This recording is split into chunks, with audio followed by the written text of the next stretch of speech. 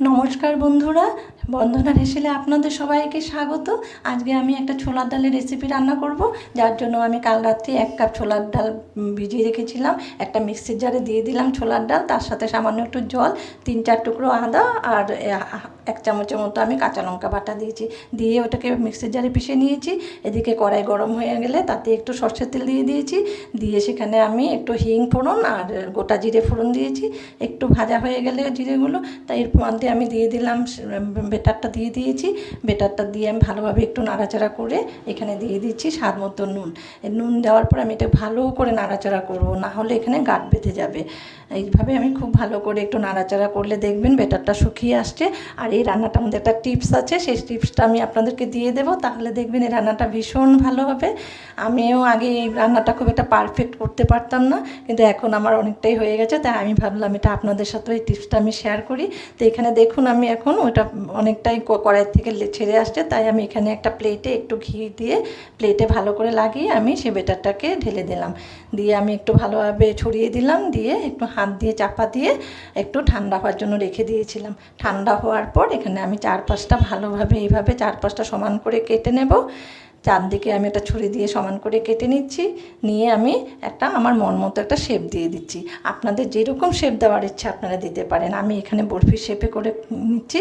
আর এই যে আমি বললাম এটার মধ্যে একটা টিপস দেবো, সেটা হলো এই ছোলার ডাল যখন আমি বেটেছিলাম বা ভিজিয়েছিলাম, সেখানে আমি তার সাথে আমি 1 মুঠো মটর ডালও দিয়েছিলাম। তাহলে দেখবেন এই মানে বরফিগুলো একটাও ভাঙবে না।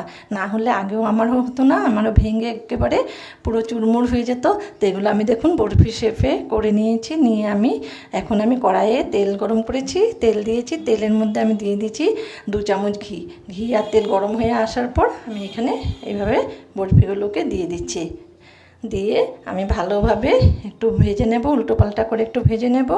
এভাবে সবগুলো আবার উল্টো সাইডটাও একটু ভেজে নিলাম। নেওয়ার পরে একটা গোল্ডেন কালার আসার জন্য অপেক্ষা করব। একটু হালকা গোল্ডেন কালার আসার পর আমি এগুলোকে তুলে নেব একটা প্লেটে। খুব বেশি ভাজবো না, কড়া ভাজলে কী হবে, রসটা ঢুকবে না। আর যে টিপসটা আমি বললাম যে 1 মুঠো মটর ডাল দিলে একটা বরফিও ভেঙে যাবে না। দেখুন এরকম বরফিগুলো এভাবে কেটে ভেজে তুলে নিয়েছি আমি ভালোভাবে। আর এখানে আমি আবার সেই তেলে, আর আমি তেল দিচ্ছি না, সেই তেলে আমি দিয়ে দিলাম আবার একটু জিরে ফোড়ন আর একটু হিং ফোড়ন দিয়েছি। হিংটা একেবারেই অপশনাল, না থাকলে না দিলেও চলবে, কিন্তু এই তরকারিটাতে মানে একটু হিং দিলে ভালো লাগে। দিয়ে দিচ্ছি 2টো তেজপাতা।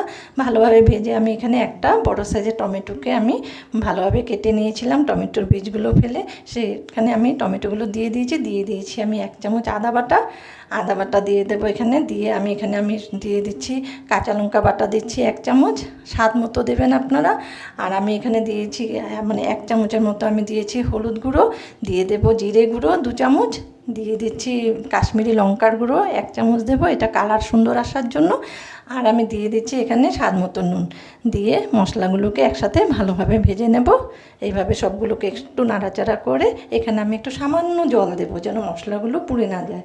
সামান্য একটু জল দিয়ে ভালোভাবে নেড়ে চেড়ে আমি একটু ঢাকনা দিয়ে 5 মিনিট অপেক্ষা করব। 5 মিনিট হওয়ার পর দেখুন আমার এই মশলাটা ঢাকনা তুলে দেখছি, খুব সুন্দর কালার এসছে। আর গন্ধ তো দারুণ গন্ধ এসছে, আমি গন্ধটা পাচ্ছি। তো গন্ধটা খুব সুন্দর এসছে। আর নরম হয়ে গেছে আমার টমেটোগুলো। আর এখানে আমি একটা বড় সাইজের আলুকে কেটে আমি ভেজে রেখেছিলাম। ভাজার সময় আমি অনেকটাই সেদ্ধ করে নিয়েছিলাম আলুকে, তাই এখানে আলুগুলোকে দিয়ে ভালোভাবে মিশিয়ে আমি জল দিয়ে উপরে ধোকাগুলো দিয়ে দেবো। আপনারা যারা যারা আমার চ্যানেলটাকে সাবস্ক্রাইব করেছেন তাদেরকে অসংখ্য ধন্যবাদ। আর যদি ভালো লাগে আমার এই মানে ভিডিওগুলো দেখতে, তাহলে প্লিজ আপনারা একটু সাবস্ক্রাইব করে দেবেন, লাইক করবেন, কমেন্ট করবেন, তাহলে আরেকটু বেশি ভালো লাগবে, একটু মোটিভেট হবো আমি, আমার ভালো লাগবে রান্না করতে। তো দেখুন এখানে আমার এখন ধোকার ডালনা হয়ে গেছে। আর দেখুন একটা ধোকাও কিন্তু আমার ভাঙেনি, প্রতিটা ধোকায় দেখুন কি সুন্দর আছে।